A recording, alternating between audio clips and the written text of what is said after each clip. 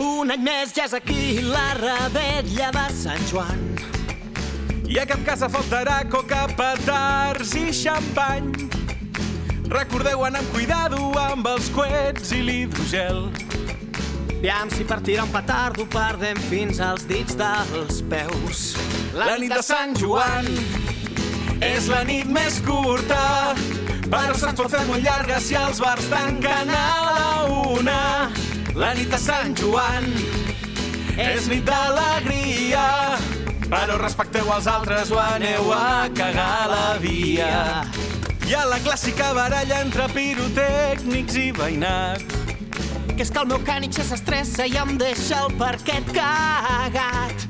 Si voleu anar a la platja, reviseu abans les normes, perquè potser està clausurada i no us podreu banyar amb pilotes.